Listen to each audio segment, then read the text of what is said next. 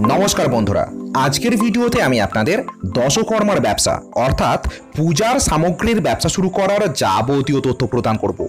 যে ব্যবসাটা একটা লো ইনভেস্টমেন্ট ব্যবসা এবং হাই প্রফিট মার্জিনের জন্য যদি আপনি সঠিক জায়গায় সঠিক বিজনেস প্ল্যান নিয়ে এই ব্যবসা শুরু করেন তাহলে উজ্জ্বল ভবিষ্যৎ আছে এই ব্যবসাতে, এটুকু বলাই যায়। বন্ধু আপনারা দেখছেন .com টিউটোরিয়াল আর আমি আপনাদের বন্ধু রঞ্জিত। বন্ধু আপনারা জানেন আমাদের এই চ্যানেলে নিয়মিত নিত্য নতুন ব্যবসা শুরু করার যাবতীয় খুঁটিনাটি তথ্য প্রদান করা হয়, যাতে আপনারা সেই সমস্ত বিজনেস আইডিয়ার মধ্য থেকে একটি বিজনেস আইডিয়া বেছে নিয়ে শুরু করতে পারেন নিজের একটি স্বাধীন ব্যবসা। আর বন্ধু কথাতেই আছে বাঙালির 12 মাসে 13 পার্বণ, আর প্রতিটি পূজা পার্বণের অপরিহার্য অঙ্গ হলো এই দশকর্মা বা পূজার সামগ্রী। পুজো মানে চাই চাই, আর এখানেই এই ব্যবসার ডিম্যান্ড। ছোটোখাটো একদিনের পুজোতেই দশকর্মার বাজেট এখন কমপক্ষে 400 থেকে 500 টাকা, আপনারা প্রত্যেকেই জানেন মিনিমাম এটাই বাজেট। পরিমাণ অনুযায়ী 800 থেকে 1000 টাকারও বিল হয়ে যায় একটা পুজোতেই। কিন্তু একটু হিসাব করে দেখলেই বুঝতে পারবেন বন্ধু, ওই সামগ্রী কেনার জন্য দশকর্মা ব্যবসায়ীর খরচ কতটুকু আছে, 30 থেকে 40%। শুনতে অবাক লাগলেও এটাই সত্যি বন্ধু। আর তাই আজকে এই হাই প্রফিটেবল ব্যবসা শুরু করার ফুল গাইডেন্স আমি আপনাদের দেব এই ভিডিওতে। অর্থাৎ কিভাবে আপনি এই ব্যবসা শুরু করবেন, কোথা থেকে প্রোডাক্ট কিনে আনবেন, কত টাকার ইনভেস্টমেন্ট লাগবে, প্রফিট মার্জিন কেমন আছে এই ব্যবসাতে, এই সমস্ত তথ্য আপনি এই ভিডিওতে পেয়ে যাবেন। তাহলে চলুন বন্ধুরা শুরু করা যাক আজকের .com টিউটোরিয়ালের বেস্ট বিজনেস প্ল্যান।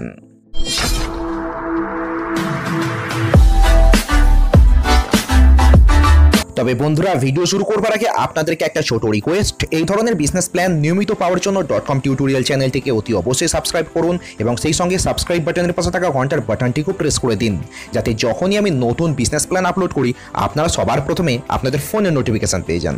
বন্ধু একটা পুজোতে যা কিছু প্রয়োজন হয়, বা বিবাহের অনুষ্ঠান হোক, অন্নপ্রাশন হোক, হোম যজ্ঞ বা শ্রাদ্ধানুষ্ঠান, যা কিছুর প্রয়োজন হোক, এই সব কিছু আমরা ঠাকুরমশাইয়ের কাছ থেকে ফর্দ পাওয়ার পর সেই ফর্দ বা লিস্ট তুলে দিই দশকর্মার দোকানে।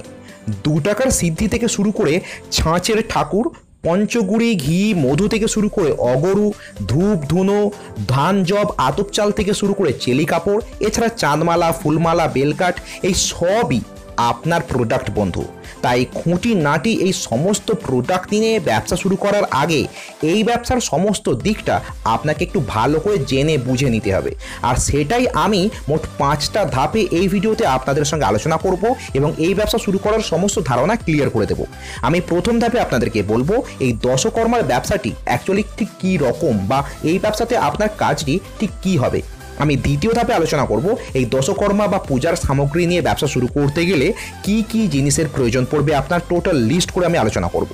তৃতীয় ধাপে আমি আলোচনা করব আপনি দশকর্মার সামগ্রীগুলো অর্থাৎ এই দশকর্মার প্রোডাক্টগুলো আপনি কোথা থেকে কিনে আনবেন চিপ রেটে, যাতে প্রফিট মার্জিন আপনার বেশি হয়। আমি চতুর্থ ধাপে আলোচনা করব এই বিজনেস শুরু করতে গেলে কত টাকার ইনভেস্টমেন্ট প্রয়োজন পড়বে সেই বিষয়ে, এবং সবশেষে পঞ্চম ধাপে আমি আলোচনা করব আপনি সেলিং কিভাবে করবেন এবং প্রফিট মার্জিন কত টাকা থাকবে আপনার এই ব্যবসাতে। তাহলে বন্ধু চলুন শুরু করা যাক প্রথম ধাপ। তাহলে বন্ধু প্রথমেই দেখে নেওয়া যাক এই দশকর্মা বা পূজার সামগ্রীর ব্যবসাটা ঠিক কী রকম।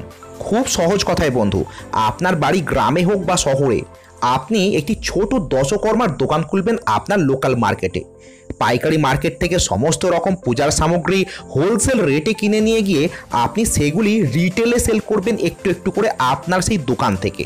কাস্টমাররা পুজো অনুযায়ী, বিবাহ হলে সেই অনুযায়ী, শ্রাদ্ধানুষ্ঠান হলে সেই অনুযায়ী, অন্নপ্রাশন হোক, হোম যজ্ঞ যাই হোক না কেন সেই অনুযায়ী ফর্দ আনবেন, আপনি সেই ফর্দ অনুযায়ী সামগ্রী সেল করবেন তাদেরকে।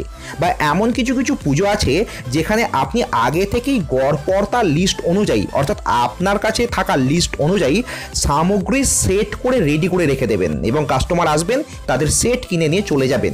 এই রকমভাবেই চলবে আপনার এই ব্যবসা। আর এই ব্যবসা শুরু করতে গেলে তাহলে কি কি প্রয়োজন পড়বে চলুন দ্বিতীয় ধাপে আমরা দেখে নিই। বন্ধু এই দশকর্মার সামগ্রীর ব্যবসা শুরু করতে গেলে সবার প্রথমে আপনার যে জিনিসটির প্রয়োজন পড়বে একটি দোকান ঘরের। কমপক্ষে 100 স্কোয়ার ফুটের একটি দোকান ঘরের প্রয়োজন পড়বে বা একটি আউটলেট আপনাকে খুলতে হবে। মোটামুটিভাবে রাস্তার উপর হলে খুব ভালো হয় বন্ধু। এই মার্কেটে একটা 100 স্কোয়ার ফুটের দোকান ঘর কিনতে যাওয়া অনেক টাকার ইনভেস্টমেন্ট বন্ধু। আমি ভিডিওর প্রথমেই বলেছি বন্ধু, এটা একটা লো ইনভেস্টমেন্ট বিজনেস। আর আপনি 100 স্কোয়ার ফুটের একটা দোকান ঘর যদি প্রথমেই কিনতে যান, আপনার 5-7 লাখ টাকা প্রথমেই চলে যাবে। তাই আমি আপনাদেরকে সাজেস্ট করব আপনি ভাড়ার ঘরে দোকান করে শুরু করুন, অর্থাৎ লিজে একটি দোকান ঘর নিন। 12 মাসের জন্য হোক, 24 মাসের জন্য হোক, মাসিক ভাড়ার কিস্তি হিসাবে একটি দোকান নিন। সেই দোকানে আপনি এই পূজার সামগ্রী নিয়ে ব্যবসা শুরু করুন। ব্যবসাটাকে বুঝুন ভালো করে, তারপর আপনি দোকান ঘর কিনতেই পারবেন আপনার ব্যবসার লাভের টাকা দিয়ে। এবার এইটা হলো দোকান, আপনাকে প্রথমে কিনতে হলো। দ্বিতীয় রিকোয়ারমেন্ট হচ্ছে আপনাকে টুকটাক একটু ডেকোরেশন বা ফার্নিচারের কাজ করতে হবে, যাতে প্রোডাক্টগুলোকে ঠিক ঠিক জায়গায় সাজিয়ে অ্যাটলিস্ট রাখা যায়, যাতে প্রয়োজনের সময় খুব সহজ করে সেগুলোকে আপনি খুঁজে নিয়ে সেল করতে পারেন। তার জন্য কিছু টাকা আপনার খরচ পড়ে যাবে। তৃতীয় রিকোয়ারমেন্ট হলো আপনাকে একটা লোকাল গভর্নমেন্ট অফিস থেকে একটা ট্রেড লাইসেন্স নিতে হবে। গ্রামাঞ্চলে আপনার বাড়ি হলে গ্রাম পঞ্চায়েতের অফিস থেকে, পৌরসভায় বাড়ি হলে পৌরসভার অফিস থেকে, কর্পোরেশন এলাকায় বাড়ি হলে কর্পোরেশনের বড় অফিস থেকে একটা ট্রেড লাইসেন্স নিতে হবে। তৃতীয় রিকোয়ারমেন্ট হলো। চতুর্থ রিকোয়ারমেন্ট হলো আপনাকে প্রোডাক্ট সম্পর্কে নলেজ রাখতে হবে, অর্থাৎ কোন কোন পুজোতে কি কি ধরনের প্রোডাক্ট লাগে, কীরকম পরিমাণ তাকে দিতে হয় একটা পুজোতে, এই সমস্ত নলেজ বা টুকটাক জ্ঞান আপনাকে একটু তৈরি করে নিতে হবে বিজনেস শুরু করার প্রথমেই বন্ধু, যাতে আপনার বিজনেস চালাতে বা অপারেট করতে, পাইকারি মার্কেট থেকে মাল আনতে খুব সুবিধা হয় বন্ধু। এটা হলো চতুর্থ রিকোয়ারমেন্ট। এবার পঞ্চম রিকোয়ারমেন্ট হচ্ছে আপনাকে হোলসেল মার্কেট থেকে প্রোডাক্ট কিনে আনতে হবে। কোথাকার হোলসেল মার্কেট, কোথায় কোথায় আছে, আমি একটু পরে ডিটেলসে বলছি বন্ধু। আর সবশেষের রিকোয়ারমেন্ট হলো কিছু টাকার ইনভেস্টমেন্ট। কত টাকার ইনভেস্টমেন্ট আমি পরের ধাপে বলছি বন্ধু, কিন্তু তার আগে তৃতীয় ধাপে দেখে নেওয়া যাক বন্ধু আপনি প্রোডাক্ট কোথা থেকে আনবেন সস্তা রেটে। বন্ধু এতক্ষণ ধরে আমি যে আলোচনাটা আপনাদেরকে করলাম, এই পূজার সামগ্রী বা দশকর্মা সামগ্রীতে কত রকমের যে ছোটোখাটো খুঁটিনাটি প্রোডাক্ট থাকে, মানে লিস্ট করে বলা সম্ভব বোধ হয় না। ব্যবসা করতে করতে আপনি আরও জানতে পারবেন। মানে একটা লিস্ট দেখলে আপনি বুঝতে পারবেন, সিদ্ধি থেকে শুরু করে পঞ্চগুঁড়ি, ঘি, মধু থেকে অগরো, ধূপ, ধুনো, আতপ চাল, ধান, জব, মানে কি নেই, চাঁদমালা, ফুলমালা, বেলকাঠ, ধূপ, এই সব কিছুই আপনাকে কিন্তু কিনে আনতে হবে হোলসেল মার্কেট থেকে। আর এখানে একটা বুদ্ধি কাজে লাগাতে হবে আপনাকে বন্ধু। এত রকম যে প্রোডাক্ট, আপনি সব কিছুই একটা হোলসেল মার্কেট থেকে পাবেন না বন্ধু। আপনি ক্যাটেগরি ওয়াইজ একটা মার্কেট থেকে এই সমস্ত প্রোডাক্ট পাবেন। আবার কিছু কিছু প্রোডাক্ট এমন আছে যেগুলি আপনি আপনার লোকাল মার্কেট থেকে আপনাকে কালেক্ট করতে হবে, তাতে আপনি কম রেট পাবেন।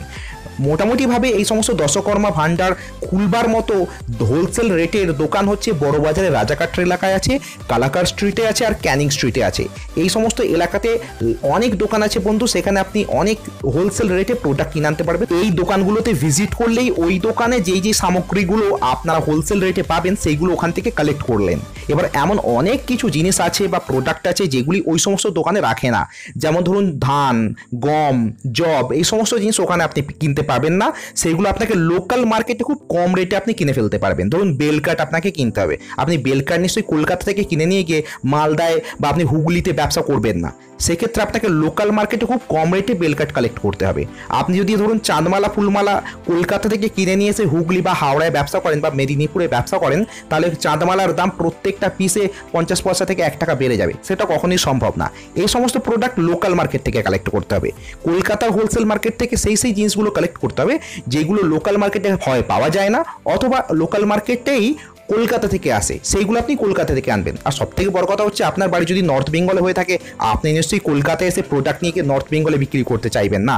সেক্ষেত্রে আপনাদের লোকাল যে বড় হোলসেল মার্ট বা হোলসেল মার্কেট আছে, সেখান থেকে আপনাকে এই সমস্ত প্রোডাক্ট হোলসেল রেটে কালেক্ট করতে হবে। তবে এই প্রোডাক্ট নলেজ এখানে কিন্তু খুবই ইম্পর্টেন্ট, কারণ প্রোডাক্ট চিনলে আপনি নিজেই ঠিক করে নিতে পারবেন কোন প্রোডাক্ট কোন জায়গা থেকে সস্তা রেটে আপনি কিনে আনতে পারবেন। এটা হলো ভালো প্রোডাক্ট নলেজ থাকার একটা উপকারিতা বন্ধু। এবার আসি বন্ধু চতুর্থ পয়েন্টে, আপনার কত টাকার ইনভেস্টমেন্ট লাগবে। বন্ধু আমি ভিডিওর শুরুতেই বলেছি, এই দশকর্মার ব্যবসাটা লো ইনভেস্টমেন্ট বিজনেস।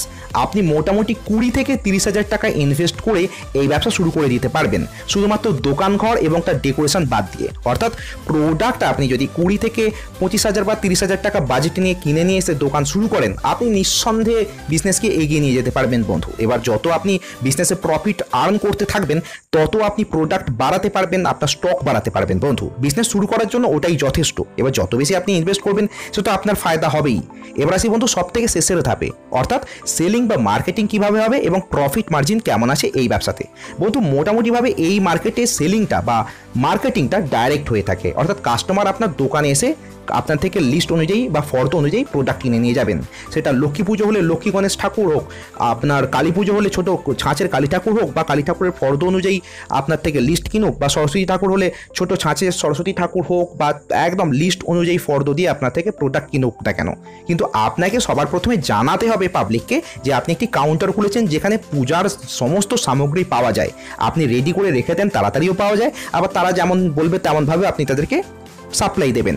এই জানানোটার জন্য আপনার মোটামুটি 2-4 মাস বা 6 মাস কেটে যাবে লোককে জানানোর জন্য, এবং যখন যারা আপনার থেকে প্রোডাক্ট কিনবেন তাদের মাধ্যমে আপনি মার্কেটিংও করে দিতে পারবেন যে দাদা একটু বলে দেবেন যে আশেপাশে নতুন দোকান হয়েছে, একটু কম রেটে মাল দিয়ে দিচ্ছে। এইটুকু খবর আপনাকে কিন্তু আপনার কাস্টমারদের মারফতই ছাড়াতে হবে আপনার লোকাল এরিয়া বেসে।